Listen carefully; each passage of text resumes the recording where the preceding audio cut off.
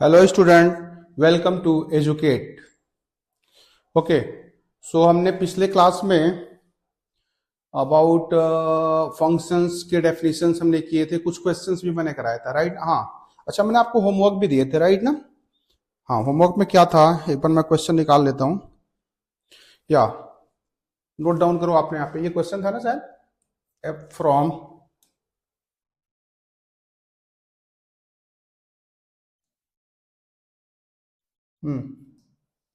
F from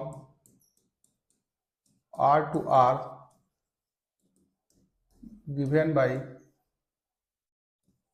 F x equals to था हमारे पास। फर्स्ट क्वेश्चन था रूट में 9 माइनस एक्स स्क्वायर, राइट ना? मैंने कहा था इसकी डोमेन एंड रेंज निकालना, राइट ना? ठीक है, किसने किसने सही किया है? किसने किसने सही किया है? हाँ, ठीक है। चलो एक बार मैं और रिकॉल करवा देता हूँ इसी क्वेश्चन का। मैंने कहा था, फिर से रिपीट कर दे रहा हूँ, डोमेन निकालने के लिए मैंने कहा था domain is the values of x for which Y is real. बिल्कुल सही है। रेंज मैंने क्या कहा था? रेंज के लिए कहा था set of values of y for which x is real, right ना? तो फिलहाल मैंने आपका वो क्वेश्चन है, f x equal to root में 9 माइनस एक्स स्क्वायर है, और इसकी हमने क्या निकालनी है? We need to get the domain, right ना? F x equal to root में क्या हमारे पास? 9 माइनस एक्स स्क्वायर। हमने डोमेन चाहिए, क्या चाहिए मेरे को? डोमेन चाहिए, राइट ना? डोमेन चाहिए, ठीक है। डोमेन के लिए क्या करना होता है? मैंने कल बताया था आपको, रूट में अगर एफ एक्स होता है तो I write here F x should be greater than और इक्वल टू 0, तो वही लगाओ यहाँ पे। कल मैंने ये भी बात करी थी कि जब हम इन इक्वालिटीज के क्वेश्चन को सॉल्व कर रहे होते हैं तो we always write the coefficient of variable has to be the positive. तो यहाँ पे आपने x square minus 9 is less than और इक्वल टू दिस हो जाएगा, राइट ना? व्हाट है ना? इसको आप ऐसे भी लिख सकते हो, लाल से X square is less than और equal to of 3 square. Formula के हिसाब से एक्स इज फ्रॉम -3 से 3, because you know the formula is if X square is less than और equal to of A square, X is in between -a से a, ठीक है? Apply किया था, देख जाओ इसको। सही है? किसके किसके सही है? किनके किनके सही हैं बताओ, हाथ उठाओ। हाँ, 1 2 3 4 5 6 7 8 9 10 11 12 13 14 15 16 17 18 19 20 21 2 23 24 25। Very good, very good. 25 out of 35, 25 students के सही हैं। अच्छा, हाँ, आपका भी सही है, वेरी गुड। आपका भी सही है, वेरी गुड। 28 29 30 31, गुड, ठीक है। चलो, ये 4 लोगों के लिए होगा ये क्वेश्चन, राइट ना? जिन्होंने नहीं समझ में एक बार देख लो, ठीक है?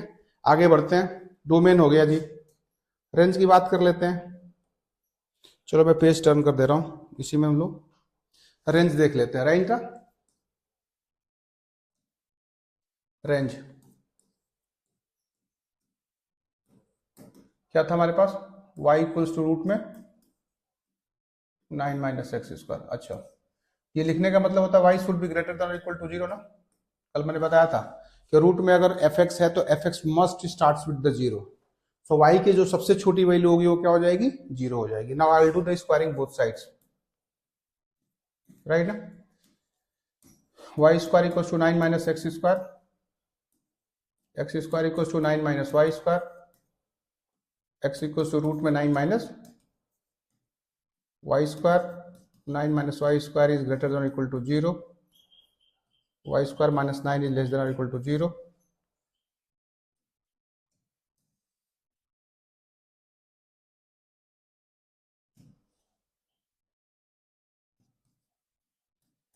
So y square is less than or equal to 9. So y is between -3 से 3, ठीक है? बट हमने ऑलरेडी एक कंडीशंस ले रखा है कि y की वैल्यू ग्रेटर देन और इक्वल टू क्या होगी? 0 होगी।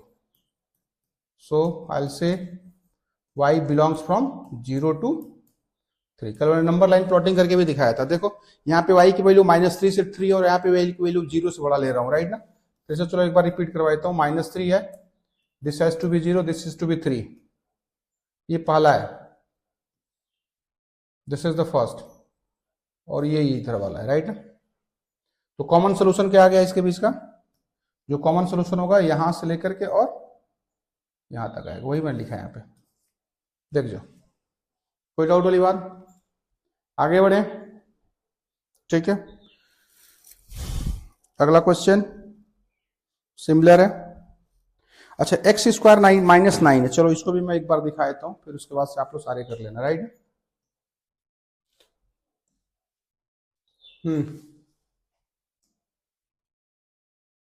एफ एक्स इक्वल्स टू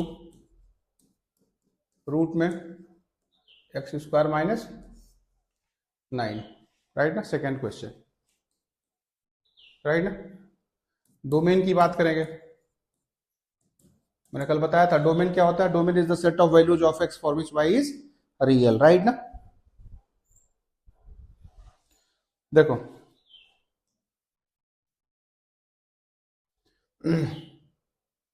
यहां पे लिखोगे X square -9 is greater than और equal to 0, so X square is greater than और इक्वल टू 9, मतलब I will say X square is greater than equal to of 3 square. आपको कल मैंने एक रूल बताया था, X square is if greater than और इक्वल टू दिस, तो एक्स इज ग्रेटर देन और equal to A union x is less than और इक्वल टू -a। उसको अप्लाई कर लेते हैं यहां पे। This implies I will say X is greater than और equal to 3, X is greater than equal to 3 union x is less than or equal to of -3, right ना। Number line पे plot करके भी दिखा देता हूं, this is -3, this has to be 3, ये इधर, ये इधर, राइट ना। इसको अगर लिखना हो तो आप ऐसी भी लिख सकते थे, -∞ से -3 क्लोज यूनियन 3 से इंफिनिटी, या दूसरे लैंग्वेज में बोल सकते हो पूरा आर ले लो, डिफरेंस ऑफ -3 से 3 ओपन इंटरवल। आईआईटी वाला ऐसे आपसे बात करेगा, ठीक है। बाकी ये भी आंसर करेक्ट है, ये भी करेक्ट है, ये भी करेक्ट है, नंबर लाइन रिप्रेजेंटेशन, और ये भी करेक्ट है, चारों सही है, ठीक है। This has to be from -∞ से +∞, राइट ना। देख जाओ, कोई डाउट? डन, आगे बढ़े, आगे बढ़े, ठीक है।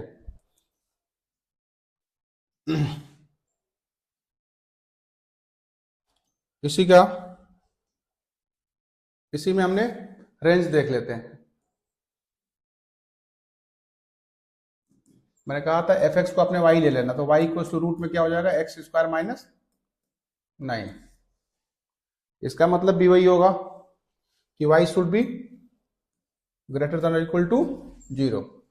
स्क्वायरिंग बोथ साइड्स करता हूं, this is Y square equals to X square -9, X square equals to Y square plus 9, so x is equals to root में Y square plus 9, Y square plus 9 is greater than equal to 0, ठीक है।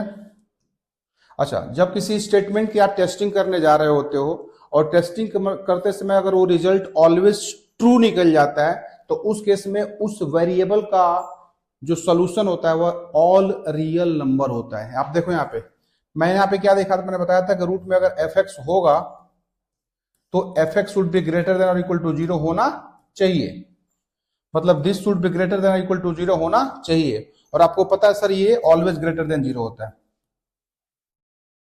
Always greater than equal to 0, so true. जो result है true result, right ना, true result, मतलब जिस result की आप टेस्टिंग करने जा रहे हो अगर ये रिजल्ट ऑलवेज ट्रू हो जाए तो उस वेरिएबल की जो सोल्यूशन होती है वो आर होती है। तो I will say therefore y belongs to R, मतलब इस क्वेश्चन के लिए जो रेंज होगा it's all real number. Clear है? देन आगे बढ़े, ठीक है, तो इस तरह से हमने कुछ क्वेश्चंस और भी दिए थे, इसको आपने सॉल्व कर लेना, राइट ना?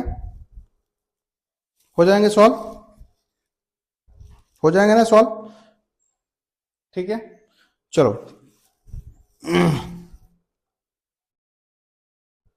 अच्छा, एक क्वेश्चन और कर रहे हो, चलो ठीक है, लास्ट क्वेश्चन कर रहे हैं ये बताने के लिए, fifth part of this question. चलो फिफ्थ पार्ट भी करा देता हूं इसका, ठीक है, फिफ्थ पार्ट भी देख लो इसका। एफ एक्स इक्वल्स टू, या जो भी है, क्या है, एफ एक्स ही है ना शायद, F x is equals to 1/रूट में x square minus 9, right? Right ना? पहले डोमेन की बात करते हैं। डोमेन मैंने क्या कहा था, डोमेन में set of value of x for which Y is real, right ना? तो मैं यहां पे लिखूंगा this f x is equal to क्या है, 1/रूट में एक्स स्क्वायर माइनस 9 है। मैंने आपको बताया था 1 अगर एफ एक्स है रूट में, तो मैंने कहा था कि f x should be only, f x should be only greater than of 0।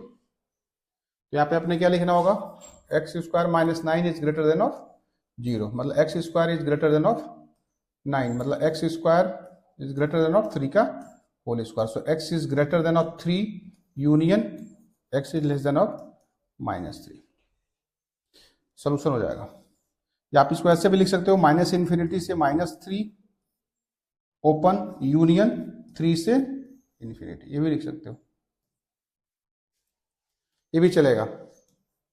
Number line representation पे दिखा देता हूं, आपको क्लियर हो जाएगा। ये हो गया -3, ये हो गया 3, ये क्या बोल रहा है यहाँ पे, इधर इधर, ये सारे वैल्यूज हैं जी। तो क्या नहीं है, क्या नहीं है,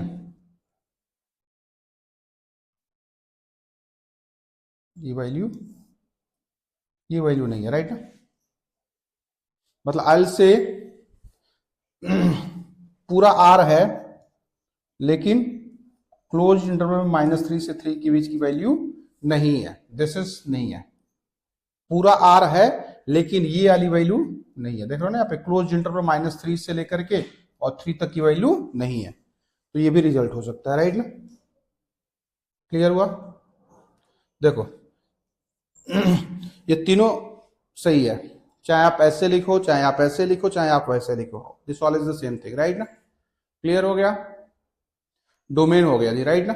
चलो इसका रेंज भी देख लेते हैं, रेंज देख लेते हैं।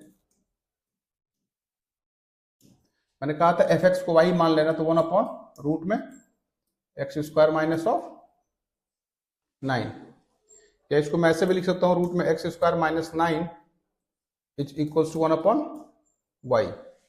स्क्वायरिंग बोथ साइड्स कर लेते हैं, X square minus 9 is equal to 1/वाई, X square equal to 9 plus 1/दिस। I'll say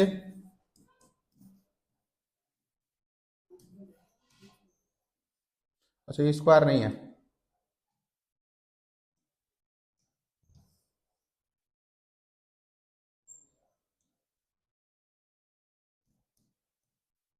राइट ना? दिस इज 9, राइट ना? आप इसको थोड़ा चाहो और सिंप्लीफाई कर सकते हो, this is 9y plus 1/y, right ना? मतलब आप ये कहोगे 9y plus 1/y should be greater than equal to 0, right ना? Is that correct? राइट ना? इसको मैं नंबर लाइन पे दिखा देता हूं आपको, देखो दैट्स वेरी इंपॉर्टेंट। सबसे पहले इनके ना जीरोज निकालने होंगे, what I am talking about, zeros. इसके जीरोज क्या होते हैं, जो भी ब्रैकेट्स होते हैं ना, जैसे यहाँ पे देखो जी 9y प्लस 1 है और डिनोमिनेटर में y है, तो दे आर सेपरेटली भी zero. If I put it here 9y plus 1 equals to 0, तो y की वैल्यू -1/9 आ गई, और ये जो ये तो न्यूमरेटर से निकला, और डिनोमिनेटर में हमारे पास क्या y है, तो y को इक्वेट टू 0 को, तो 2 जीरोज मिले, जीरो मतलब सॉल्यूशन ऑफ वाई। यहाँ पे वाई के दो सॉल्यूशन आई, एक आई -1/9 और दूसरा हो गया जीरो। रखो यहाँ पे -1/9 एंड दिस हैज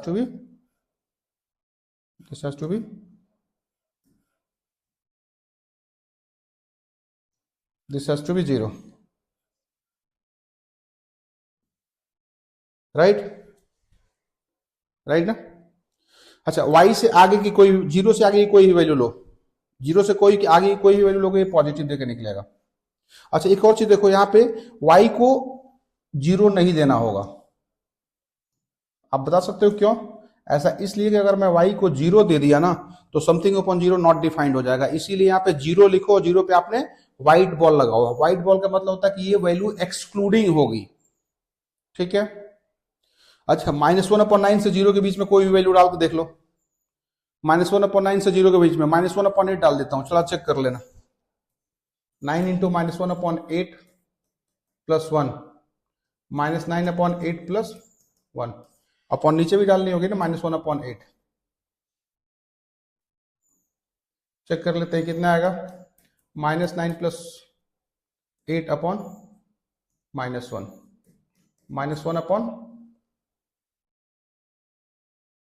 -1 पॉजिटिव आ रहा है, गड़बड़ आ रहा है क्या? प्लस माइनस प्लस आना चाहिए, कुछ गड़बड़ हो रहा है क्या? अच्छा हाँ, sorry sorry sorry, squaring both sides जब करोगे ना तो ये स्क्वायर होगा जी, ये स्क्वायरिंग बोथ साइड्स करोगे तो स्क्वायर होगा, ये गलती हो गई जी।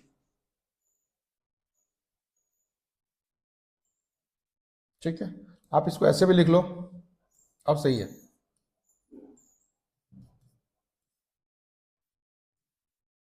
ये लिखो sorry,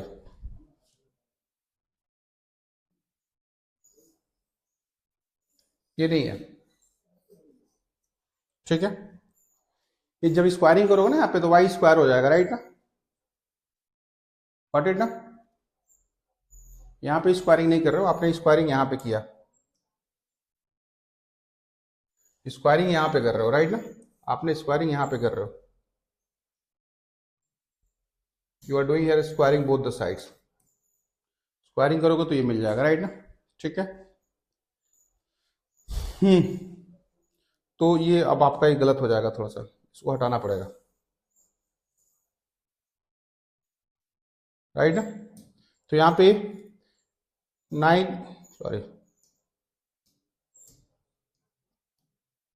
square plus 1 is greater than equal to 0 is always true.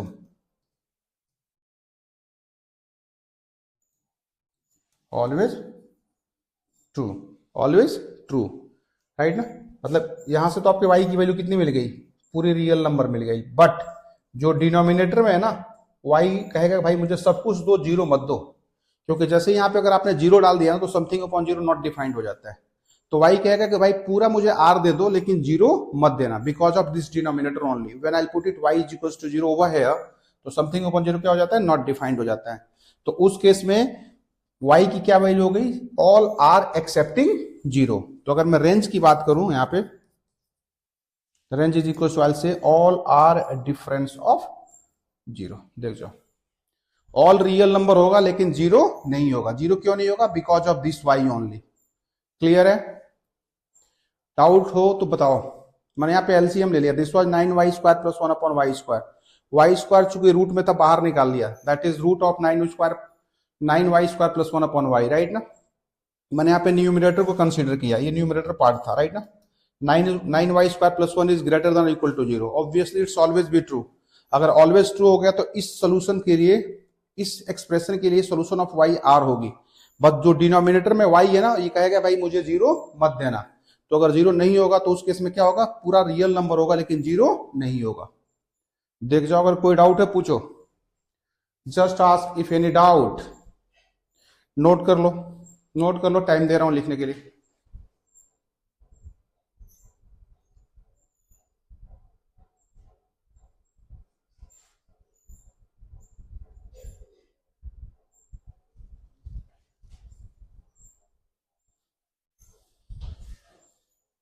हो गया, हो गया, आगे बढ़े, आगे बढ़े। ठीक है, तो इस तरह से हमने, और भी क्वेश्चन आएंगे जब हम एक्सरसाइज के क्वेश्चंस करेंगे ना, उसमें और भी क्वेश्चंस आएंगे इसके फंक्शन से, हमने उसको भी डिस्कस कर लेंगे, राइट ना। अभी के लिए हम इसी में आगे की बात करेंगे टाइप्स ऑफ फंक्शंस की, राइट ना। बिठाएं, ठीक है। देखो जी,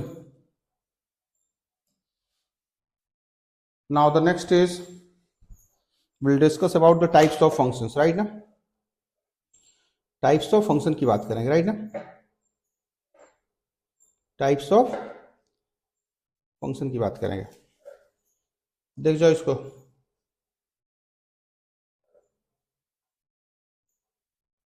देखो देखो देखो देखो,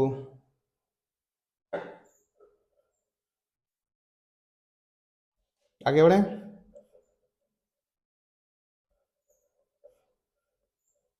ठीक है,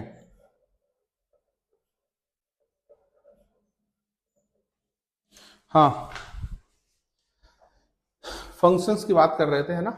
फंक्शन में मैं एक तरह से थोड़ा सा ना प्रॉपरली इसको बाइफरकेट करके दिखाता हूं। थोड़ा मैं इस फंक्शन को ना थोड़ा डिटेल में चलूंगा, राइट ना, क्योंकि फंक्शन एक ऐसा टॉपिक है, मैंने कल भी बात करी थी कि function is about to be the entire calculus. If you know about the function, you know everything about the calculus, right ना। क्योंकि बेसिक्स यहीं से स्टार्ट होती है। अगर आप आईआईटी के लिए देख रहे होते हो तो आपको फंक्शंस बहुत अच्छी तरह से आना चाहिए।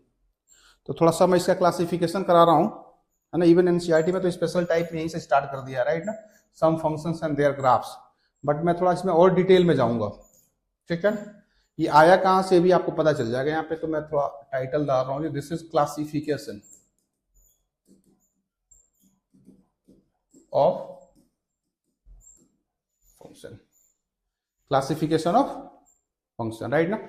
देखो, मैं फंक्शन को ना दो पार्ट्स में बाइफरकेट करूंगा, ठीक है। एक मैं बोलूंगा एल्जेब्रिक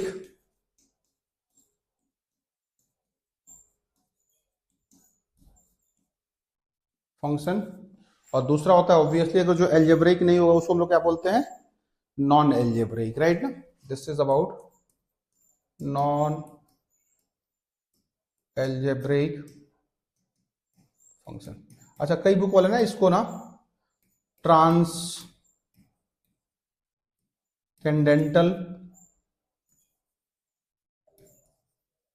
फंक्शन भी बोलते हैं, ट्रांसकेंडेंटल फंक्शन, राइट ना। TARNSCENDENTAL, transcendental functions, right. Non algebraic function या ट्रांसकेंडेंटल फंक्शंस होता है, राइट ना। इसके बारे में थोड़ा सा पहले बाद में बात करेंगे, पहले हम लोग एल्जेब्रिक फंक्शन के बारे में बात कर लेते हैं, राइट। ठीक है, एल्जेब्रिक, एल्जेब्रिक में मैं पूरा ए ले लूंगा। अच्छा, जो फंक्शन होता है ना पूरा इसमें इतने ही होते हैं, आइलेट होता है जी, islet.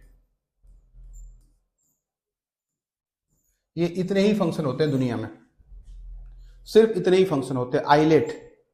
Inverse trigonometric function, I stands for inverse trigonometric function, L stands for logarithmic function, A stands for algebraic function जो मैंने यहां पे लिखा हुआ है, T stands for trigonometric function, E stands for exponential function, right ना। ये सिर्फ 5 तरह के फंक्शंस होते हैं, राइट। तो एल्जेब्रिक अकेले यहां पे होता है, और नॉन एल्जेब्रिक में क्या आ जाता है, यहां पे पूरा क्या आ जाएगा, आई आ जाएगा, मतलब इनवर्स ट्रिग्नोमेट्रिक फंक्शन आ जाएगा, लॉगरिथमिक फंक्शन आ जाएगा, ट्रिग्नोमेट्रिक फंक्शन आ जाएगा, और एक्सपोनेंशियल फंक्शन आ जाएगा। देख जाओ ये inverse trigonometric function, logarithmic function, trigonometric function और एक्सपोनेंशियल फंक्शन, और यहाँ पे अकेले एल्जेब्रिक फंक्शन होता है, क्लियर है। बट ये एल्जेब्रिक फंक्शन अकेला इन चारों पे भारी पड़ता है, ऐसा इसलिए कि मैं भी दिखा रहा हूं इसको फिर से बाइफरकेट अगर आप करोगे ना, अगर आप इसको फिर से बाइफरकेट कर रहे होते हो तो पहला आता है पॉलिनोमियल फंक्शन। क्या आता है, पॉलिनोमियल फंक्शन आता है। क्या आता है, पॉलिनोमियल फंक्शन। दूसरा इसमें आता है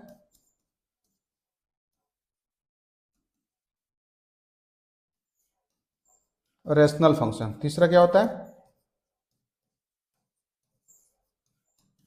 इरेशनल फंक्शन, राइट ना। और एक और होता है, that is the last one, which is about the piecewise function. नाम है बस, PIECE, piecewise functions, right ना। Polynomial function, rational function, irrational function and piecewise function. Even फिर से इसका क्लासिफिकेशन हो जाता है जी, फिर से इसका क्लासिफिकेशन हो जाता है। और इस पीस वाइज फंक्शन में पहला जो होता है वो मॉडुलस फंक्शन होता है। क्या होता है? Modulus function. जो सेकंड होता है वो ग्रेटेस्ट इंटीजर फंक्शन होता है, GIF, शॉर्टकट में लिखूंगा मैं। थर्ड जो होता है फ्रैक्शनल पार्ट फंक्शन होता है, FPF, फ्रैक्शनल पार्ट फंक्शन। अगला क्या होता है?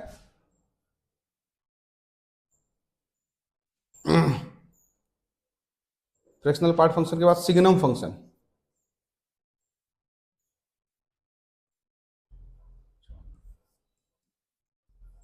है ना। एक और लास्ट होता है जो कि NCERT में नहीं है, बट एक कॉमनली यूज्ड क्वेश्चंस होता है IIT के लिए। IIT में हम इसको, वैसे कोई नाम नहीं है, बेनाम का है, लेकिन मैं इसको पता है क्या बोलता हूं भाई, इसको मैं बोलता हूं चोर फंक्शन। क्या बोल देता हूं मैं इसको? चोर फंक्शन के नाम से जानता हूं मैं, ठीक है ना। इवन चोर फंक्शन में भी स्पेशली, इवन चोर फंक्शन को एक काम करो, इसको छोड़ दो, आप ना इसको लिखो डिफाइंड फंक्शन। इसको आप डिफाइंड फंक्शन लिख जाओ, छोड़ो। This I am talking about the defined function. Defined function, defined function जैसे होता है ना जी, देखो fx equals to modulus x है ना। तो अगर आपको पता है सर, इस वजह से मैं बताऊंगा आपको, when x is less then 0 होता है तो ये -x होती है, और when x is greater than और इक्वल टू 0 होती है तो दिस इज +x होती है। मतलब आप ये देख रहे हो कि फंक्शन के fx equals to modulus x है, जब x की वैल्यू 0 से छोटी है तो -x, और जब x की वैल्यू 0 या 0 से बड़ी है तो +x। तो ये डिफाइंड है, जब x की वैल्यू 0 से छोटी है तो -x, और जब x की वैल्यू 0 या 0 से बड़ी है तो +x। तो एट x इक्वल्स टू 0 पे ये फंक्शन क्या है? डिफाइंड है। तो इसीलिए इसको हम लोग क्या बोल देते हैं? डिफाइंड फंक्शन बोल जाते हैं। क्या बोल देते हैं इसको हम लोग? डिफाइंड फंक्शन, ठीक है। तो ये एल्जेब्रिक अकेला इस ILTE पे भारी पड़ता है, आप देख भी रहे हो। एल्जेब्रिक का जब मैं फर्दर क्लासिफिकेशन किया हूं तो पॉलिनोमियल फंक्शन आता है, रेशनल फंक्शन आता है, इरेशनल फंक्शन आता है, पीस वाइज फंक्शन, फिर से ये ब्रेक डाउन होता है। इसमें पहला होता है मॉडुलस फंक्शन, ये मॉडुलस फंक्शन है, तो हम लोग डिटेल में इसके बारे में डिस्कस करेंगे ग्राफ के साथ साथ। फिर मैंने ग्रेटेस्ट इंटीजर फंक्शन बताया, फ्रैक्शनल पार्ट फंक्शन बताया, सिग्नम फंक्शन बताया, last one is about the defined function, right ना। क्या होता है जी ये? Defined function. इसको नोट डाउन करो, फिर मैं आगे बढ़ता हूँ, वन बाय वन सबके बारे में हम लोग डिस्कस करेंगे। आज मैं एल्जेब्रिक के बारे में पूरा डिटेल में डिस्कस करूंगा, फिर हम लोग अगली क्लास में नॉन एल्जेब्रिक पे जाएंगे। नोट कर लो, हो गया? आगे बढ़े, ठीक है, आगे बढ़ते हैं जी। तो पहला है हमारा एल्जेब्रिक में, पहला क्या होता है? पॉलिनोमियल फंक्शन, राइट ना। देखो यहां पे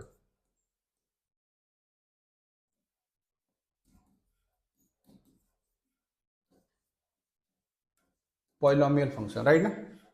नाम से ही लग रहा होगा पॉलिनोमियल फंक्शन, आपने 9th क्लास 10th क्लास में पढ़ा होगा पॉलिनोमियल फंक्शन, राइट ना।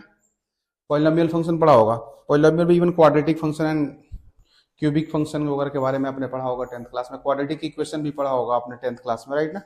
तो वहीं से मैं थोड़ा सा उठा लूंगा, लेकिन हम यहाँ पे पॉलिनोमियल की बात करेंगे, राइट ना। पॉलिनोमियल फंक्शन की बात करेंगे, राइट ना। जैसे मैं इसका एक जनरल एग्जांपल ले रहा हूँ, say px equals to a0 x to the power n plus a1 x to the power n minus 1 प्लस a2 x to the power n minus 2, right ना, plus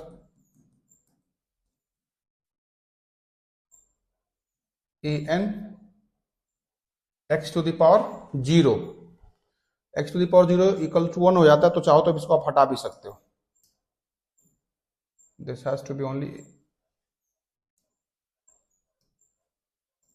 a to the power n only, right ना। ये होता है जी, right.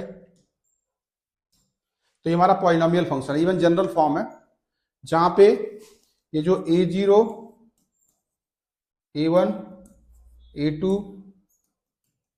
ये AN, all are the real number. R stands for real number, right ना। और जो वेरिएबल है क्या है यहाँ पे, वेरिएबल क्या है, x है। क्लियर हो गया, पॉलिनोमियल फंक्शन क्लियर है। वेरिएबल क्या है, x है, और जो इसमें कॉन्स्टेंट्स है वो क्या है, A0, A1 मतलब जिसको बोलते हो A1, A0, A1, A2, that's AN, this entirely is the real number। ठीक है। अच्छा, इससे पहले अगर मैं बात करूं, इससे पहले जो रहा होगा ना यहाँ पे, इससे पहले अगर मैं बात करूं तो यहाँ पे होगा a of n minus one times of x, even 2 लिख लो, X square plus a times of n minus one times of x plus last में an, दिस इज 2, राइट ना, राइट ना। मैंने लास्ट के फर्स्ट 3 लिखे हैं, लास्ट 3 लिखे हैं, जानबूझ के ऐसा किया है मैंने, इसके बारे में भी आपको बता रहा हूं। Polynomial function of, this is the polynomial function of degree n, this is the polynomial function of degree क्या है, n है। It's the polynomial function of degree n, highest power of this variable, क्योंकि देखो यहाँ पे n है तो अगले वाले में n माइनस वन है, फिर अगले वाले में n माइनस टू है, क्योंकि n तो फिक्स है ना जी, let it be n is 10, तो 10 होगा, फिर 9 होगा, फिर 8 होगा, फिर 7 होगा, फिर 6 होगा, फिर 5 होगा, फिर 3 पावर, फिर 2 पावर, फिर x की 1 पावर, फिर x पे 0 पावर, तो उसके बाद आगे फिर नहीं जाएंगे, क्योंकि बिकॉज दिस एंटायर, ये जो n है ना जी, n is non negative integral value, मतलब n is suppose to be the natural number, जो n होता है वो नेचुरल नंबर है जी। डिग्री हमेशा नॉन नेगेटिव इंटीग्रल वैल्यूज होते हैं, नॉन नेगेटिव इंटीग्रल मतलब दे must will start with the natural number, right. ठीक है, so it's the polynomial function of degree n। अब देखो ये जो मैंने इसमें जितने भी लिखे हैं ना, ये कांस्टेंट फंक्शन क्या है, ये सारी चीजें मैं यहीं से ब्रेक डाउन करूंगा। आइडेंटिटी फंक्शन, ये जो है ना पॉलिनोमियल फंक्शन से ही निकलते हैं। एक्चुअली देखो, आप सर्दियों में जानते होगे ना, सर्दियों का सॉरी बरसातों में अर्थवॉर्म देखते हो ना, जब बारिश होता है तो अर्थवॉर्म निकलते हैं ना। अच्छा, उनको अगर आपने टुकड़े टुकड़े भी करो ना जी, अब इतने टुकड़े ना करना बेचारा कि वो हार्ट अटैक होकर मर ही जाए, मतलब 2 टुकड़े 3 टुकड़े करना, स्टिल उनका जो नेचर होता है ना वो जिंदा रहते हैं, वो क्या रहते हैं, जिंदा रहते हैं।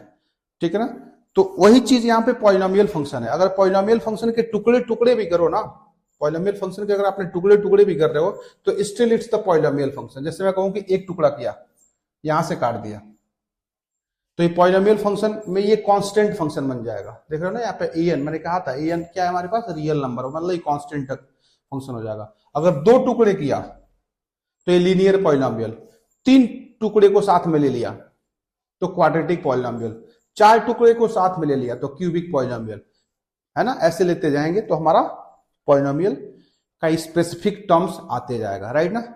तो फिलहाल मैं यहाँ पे बात कर रहा हूं, मैं इसी में पॉलिनोमियल फंक्शन में ही पहला जो कि यहाँ पे लिखा हुआ है, देख रहे हो ना, कांस्टेंट फंक्शन, देख रहे हो ना यहाँ पे constant function, this I am talking about.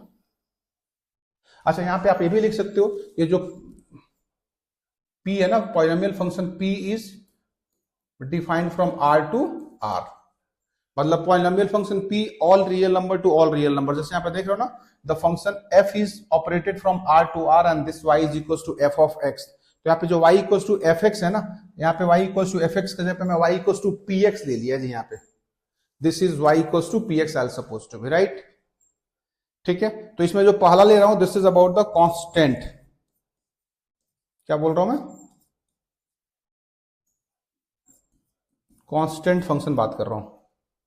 क्या बात कर रहा हूं मैं, कांस्टेंट फंक्शन की बात कर रहा हूं, राइट। मतलब the function f from r to r, है ना, देखो यहाँ पे by defined by y equals to fx is equals to an। और इस an को ना थोड़ा एक स्पेसिफिक नाम, जैसे इसने c ले रखा है, मैं c ले लेता हूं, an भी वही चीज है, an stands for all natural number. चाहे आपने an लिखो, थोड़ा स्टाइलिश दिखाने के लिए इसने c ले रखा है, तो मैं वही c ले रहा हूं, है ना। For every this x is to be r, मतलब x कोई भी रियल नंबर लो, कोई भी रियल नंबर लो, हमेशा इसका जो आउटपुट होगा ना भाई वो c होगा। है ना, जहां पे सी क्या है, एनी कांस्टेंट, यहाँ पे लिखा है सी इज एनी कांस्टेंट, दिख रहा है ना यहाँ पे, राइट ना, तो it's called the constant function, right ना, समझ में आई बात ना। A polynomial function f from r to r defined by y equals to fx equals to c for every x belongs to r is said to be the constant function, clear है। चलो इसकी मैं graph दिखा देता हूं, ये Cartesian plane है। अच्छा यहाँ पे y इक्वल टू क्या है, c है, y equal to fx equal to c, चाहो तो आपने यहाँ पे प्लॉटिंग करके दिखा देता हूं, पॉइंट्स ले लो, this is x and this is to be y। अगर आप x को 0 लोगे y c मिलेगा, x को आपने 2 लोगे y c मिलेगा, x को आपने 4 लोगे, सॉरी गलत कर रहा हूं, बोल सही रहा हूं, गलत लिख गलत रहा हूं, देखो यहां पे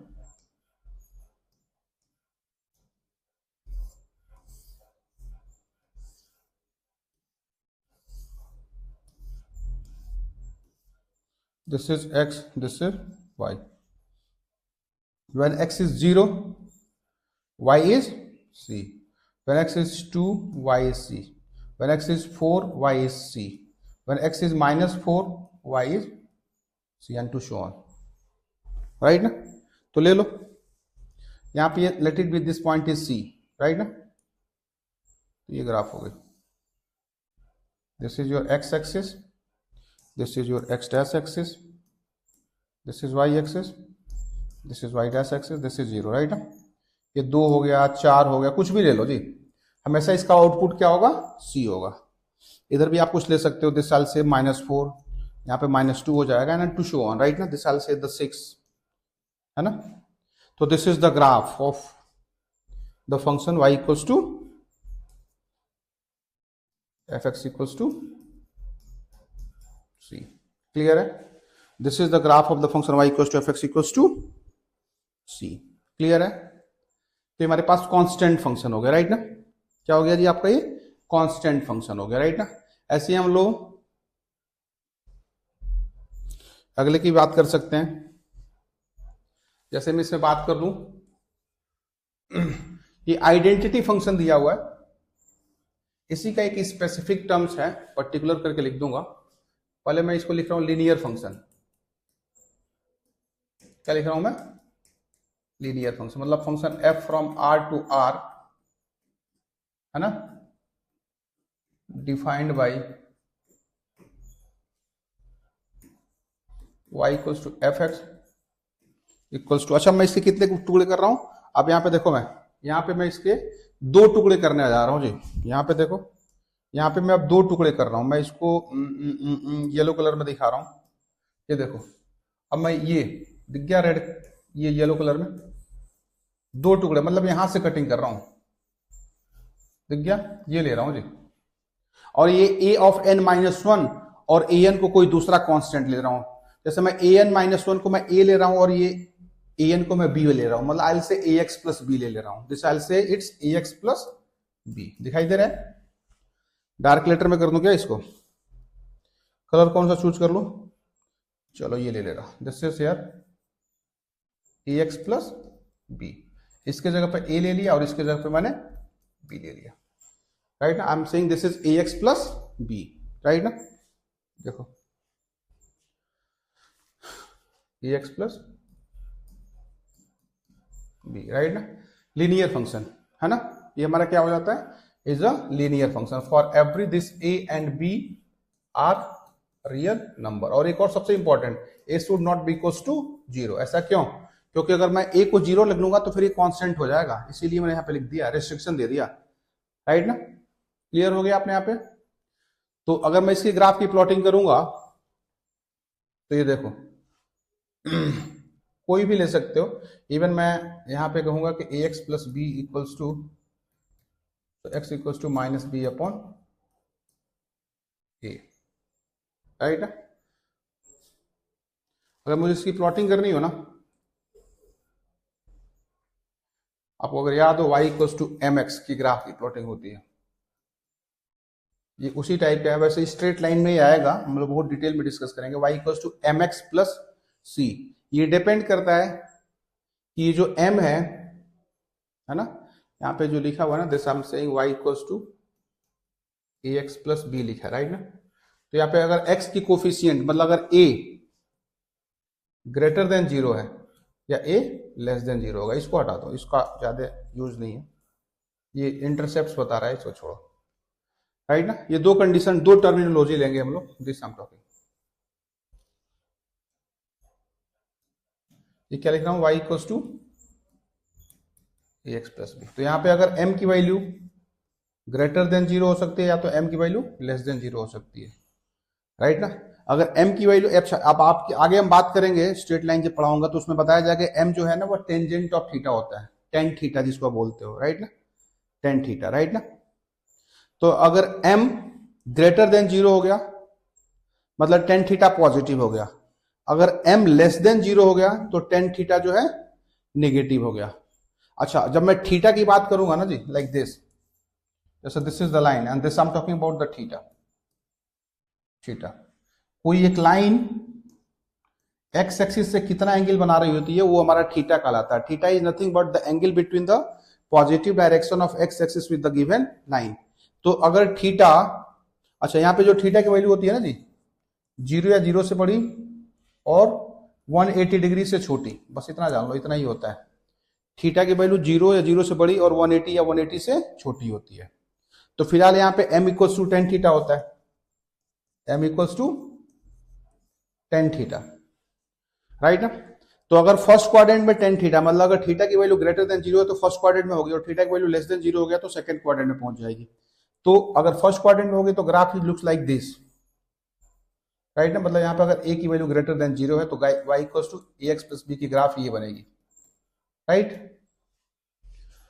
और दूसरा ग्राफ ले रहा हूं मैं यहां से, like this, y equals to a x plus b. अच्छा यहाँ पे this I am talking about, right, this is I am talking, ठीक है ना। यहाँ पे अगर a की वैल्यू लेस देन 0 हो गया तो ये वाली ग्राफ होगी, ऑब्ट्यूस एंगल बनाते हुए ग्राफ बनेगी। तो this is about the linear function, right ना, राइट ना। हाँ इसी में मैं एक पर्टिकुलर बोल दूंगा, पर्टिकुलर में मैं ये आइडेंटिटी फंक्शन के बारे में बता दूंगा, यहीं से बनता है। उसने तो डायरेक्टली लिखा है ना मैंने यहाँ पे आइडेंटिटी फंक्शन। होता क्या आइडेंटिटी फंक्शन, यहाँ पे लिखा हुआ है let R be the set of real number, defined the real valued function f from r to r, है ना। It's saying f from r to r by y equals to fx is equals to x for every x belongs to real number is called to be an identity function, right ना, is called to be an identity function। ये particular करके मैं लिखता हूं जी, ये linear function का ही एक particular है, मतलब लीनियर फंक्शन से ही बना हुआ टर्म्स है आइडेंटिटी फंक्शन। यहाँ पे इतने डिटेल में नहीं दिया हुआ है एनसीईआरटी में, लेकिन आइडेंटिटी फंक्शन पॉलिनोमियल फंक्शन में लीनियर फंक्शन का एक छोटा सा पार्ट है। क्लियर हो गया। मैं इसकी ग्राफ की प्लॉटिंग करके दिखा देता हूं, देखो यहाँ पे मैंने क्या लिखा था, पे y equals to f x equals to x, right ना। ले लो, देखो जी ये x है और ये y है। When I put it x is equals to 0 y equals to 0, 2 2 4 4 है ना। नेगेटिव जाओ तो नेगेटिव पे ले लो, है ना। -2 पे -2, -4 पे -4 and to show on, right ना। देख लेते हैं ग्राफ इसकी, ये होगी ये ग्राफ, ये ओरिजिन से पास करते हुए रैंक ले जाते हैं। This is y equals to x, this is your x axis, this is your y axis, this is the origin, right. ठीक है। यहां पे भी बात करेंगे अगर मैं डोमेन, अच्छा उसमें तो डोमेन एंड रेंज भूल गया था। डोमेन क्या होगा, ऑल रियल नंबर होगा, और जो रेंज होगा ये भी ऑल रियल नंबर होगा। पीछे वाले में मैं रियल भूल गया था, मैं उसको भी बता देता हूं। डोमेन यहाँ पे ऑल रियल नंबर है, रेंज भी क्या होगा, ऑल रियल नंबर होगा। पीछे वाले में भी देख लो यहाँ पे,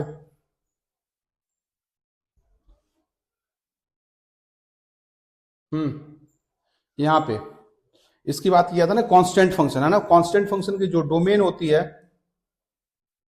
वो कोई भी आर ले लोगे, लेकिन रेंज स्पेसिफिक है जी। रेंज क्या है? ओनली सी है, सी है। कोई भी इनपुट दे रहे हो ना, देखो आउटपुट आपके पास सिर्फ सी आ रहा है, इसलिए इसकी जो रेंज होगी वो क्या होगी? सी होगी, याद कर लेना। ठीक है, समझ में आ गई बात आपने यहाँ पे? तो पॉलिनोमियल फंक्शन में आज आपको कराया कांस्टेंट फंक्शन, और दूसरा मैंने क्या कराया इसमें? कांस्टेंट फंक्शन के बाद दूसरा मैंने कराया लीनियर फंक्शन। और लीनियर फंक्शन में आपको मैंने बता दिया ये आइडेंटिटी फंक्शन, जो कि आपके एनसीईआरटी में ये रहा आइडेंटिटी फंक्शन, और ये रहा कांस्टेंट फंक्शन, राइट ना? इसके अभी स्पेशल टाइप और भी होंगे, और भी फंक्शंस हैं जो कि हम थोड़ा अगली क्लास में करेंगे, राइट? आज मैं यहीं पे वाइंड अप करूंगा आपको, ठीक है ना? तो यहां तक आपने थॉरोली पढ़ना है ना, क्योंकि ये जो टॉपिक है ना जी function, it's very very important. जितना इंपॉर्टेंट करो उतना कम है जी। अगर ये बन गया ना आपसे फंक्शन, जिसने संभाल लिया उसके लिए आईआईटी कुछ भी नहीं है। 12 क्वेश्चन तो ऐसे उड़ा लोगे, पूरी कैलकुलस। तो इस फंक्शन को थॉरोली पकड़ के चलना, एक एक टॉपिक, काफी मजा आएगा। एनसीईआरटी में तो कुछ भी नहीं है, लेकिन मेरी कोशिश रहेगी थोड़ा इसको मैं डेप्थ में करा के, बाकी हम फिर तेज चल लेंगे, राइट ना? चलो, कोई दिक्कत वाली बात हो तो पूछना अगली क्लास में, है ना? Right, okay, thank you team educate.